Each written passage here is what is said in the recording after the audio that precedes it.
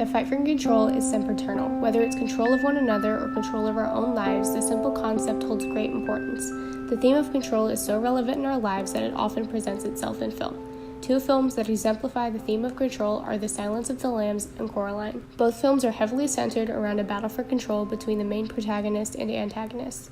They use a combination of filmmaking techniques such as mise-en-scène, dialogue, and editing to emphasize the theme of control, and then elaborate on the theme through psychology and feminism. The Silence of the Lambs was directed by Jonathan Demme and released in 1991, a time when the American public had little trust in the FBI due to the emergence of evidence of various clandestine projects. Themes of government-sponsored brainwashing and the creation of serial killers are hidden in plain sight to mimic the process they're attempting to expose. The Silence of the Lambs is centered around Clarice Starling, a top student training to be an FBI agent tasked to interview the notorious crazed serial killer Hannibal Lecter because they believe that he may offer vital insight into the ongoing case of another serial killer called Buffalo Bill. Through Hannibal Lecter's help, Clarice catches Buffalo Bill and resolves her long-standing fear of being incapable of saving the innocent. Coraline, released in 2009, was based off a book by Neil Gaiman and was directed by Henry Selick. Coraline's plot follows an 11-year-old girl named Coraline who moves into a new home. Feeling bored and ignored, she goes exploring and discovers the door to a parallel world with her idealized version of her parents, her other mother and her other father. Eventually, Coraline's other mother, also known as the Beldam, invites her to stay on the condition that she sews buttons onto her eyes.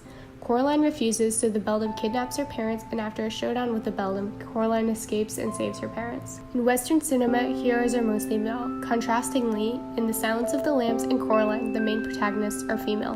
In each film, Coraline and Clarice are fully developed characters rather than underdeveloped supporting characters or flimsy leads. Both films tackle a woman's experience within a traditionally male role and demonstrate women's many capabilities. Women are often seen as the more submissive gender, so it is striking to see two female heroines undertake the daunting tasks that they are faced with. In relation to both films' themes of control, the use of female heroines express that women are often seen as easier to manipulate. Being a female FBI agent, Clarice Starling is the epitome of a woman who's been forced to overcome many obstacles to be successful, which is exhibited in her struggle to gain respect within the FBI and her developing relationship with Hannibal Lecter.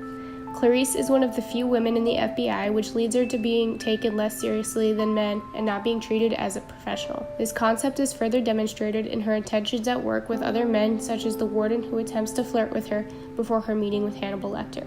Just as Clarice has to fight for power, Coraline has to battle the Beldam to prove her might. Being a film made for children, Coraline serves as a role model for young women. Coraline displays fearlessness and independence after being forced into a dangerous adventure to save her family from a seemingly unstoppable supernatural force, the Beldam. The depiction of Clarice's struggle as a woman is further demonstrated by how Lecter plays on her biological weaknesses, such as her physical strength, by attempting to intimidate her, as he is aware of her struggle to gain respect. Clarice's perceived weaknesses lead Lecter to believe that he has the ability to gain control over Clarice and manipulate her. Despite this, Clarice emerges victorious due to the extra willpower she displays in her fight for control. Similarly, the antagonist manipulates Coraline as she struggles to escape the Beldam's unrelenting grasp on her life. Coraline is a young girl, which ties into the theme of control and the audience's perception of her being a powerless character because little girls are often perceived as weak and easy to manipulate. Coraline being a young girl strengthens the film's effect on the audience because contrary to how girls are often presented in the media, Coraline demonstrates strength, intelligence, and dominance by defeating the Beldam and resisting her power. In situations of manipulation, the manipulator often has the power in the relationship.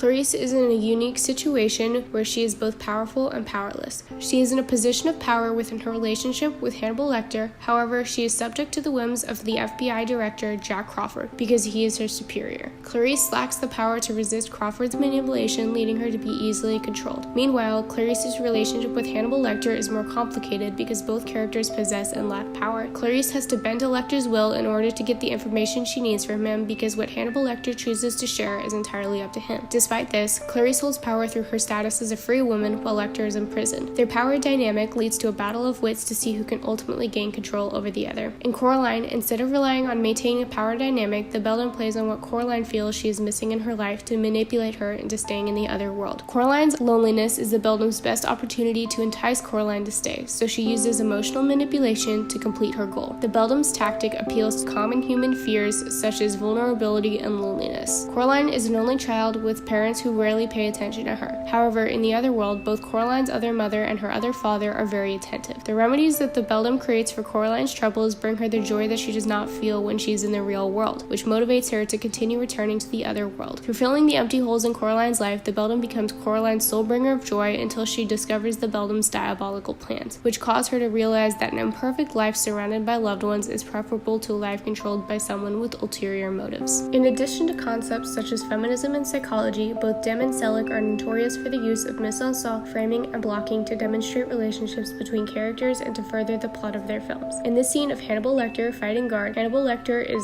shot from a low angle to convey his power and dominance in the situation, while the Guard is shot from a high angle to convey his weakness and submission. Similarly, Coraline displays emotional distance from her father through this long shot. Coraline is standing far behind her father and looks at him with admiration, while her father has his back turned to her to show that his attention is elsewhere. One difference between Dem and Selick's use of mise-en-scène is found in the intentions that they hold when using color. In this shot, Dem foreshadows Clarice's meeting with Hannibal Lecter by bathing her in a red light to symbolize Lecter's cruel character. Contrastingly, Selick alters the color each time Coraline returns to the other world. The first time, the color is fairly vibrant in comparison to the real world, which shows Coraline's happiness. But every time Coraline returns, the setting's colors intensify. As the color becomes more vibrant, the beldam's grasp on Coraline's life becomes stronger. In The Silence of the Lambs, the FBI is fighting for control over Clarice. Throughout the film, Dem uses various elements to hint that the FBI already solved or created the case with Buffalo Bill, and they are using him as a training exercise. In this scene, Clarice is walking to Crawford's office after being called to speak to him. This shot shows the behavioral science building and various tapes, which Dem uses to hint at the possibility that the FBI is attempting to alter Clarice's behavior through her mission with Lecter. The scene prior to this is Clarice's famous opening training montage. In this scene, Clarice is running through the forest during a training exercise. This scene is significant to the plot because it is one of the many scenes paralleled in Clarice's fight to catch Buffalo Bill. Another example of how Dem parallels the beginning and ending is when Clarice is completing a training exercise and forgets to check the corner. The instructor comments telling Clarice she needs to be more vigilant or she'll be killed. During Clarice's infiltration of Buffalo Bill's house, a similar situation occurs. However, Clarice has learned from her mistake and doesn't forget to check the corner. The similarities in Clarice's training and her mission to catch Buffalo Bill are more than a coincidence.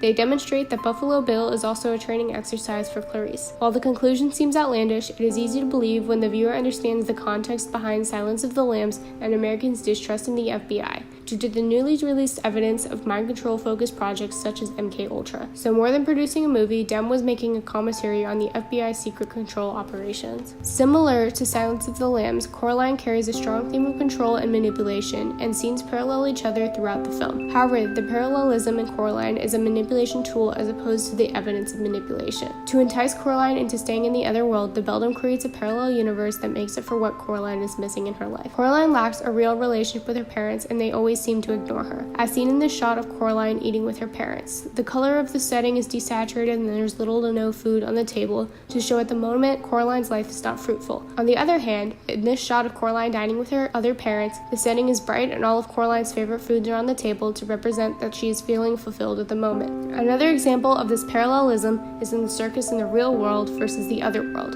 In the real world, Coraline's neighbor is training mice for a mouse circus, but his apartment is empty and disheveled. However, in the other world, there is a full-size circus in his apartment. Through the beldam's creation of a real circus, she fulfills Coraline's boredom in an attempt to get her to stay. Furthermore, the colors used in the scene are far more saturated than in the real world. Both of these scenes use tactics to manipulate Coraline into staying in the other world, which shows that the beldam acts as a puppet master, similar to Crawford. The Silence of the Lambs and Coraline are very different films. However, they relate to each other through the theme of control and through the methods they employ to demonstrate how the controllers manipulate the protagonist. Both films use mise-en-scène, color, and parallel editing to demonstrate the circumstances, characterize the protagonist and antagonist, and convey manipulation. Subjects such as psychology and feminism further the narrative of control by forcing the characters to fight an unfair battle against their manipulators. The beldam and Crawford act as controllers or puppet masters in the metaphorical game of chess they play with their puppets' lives.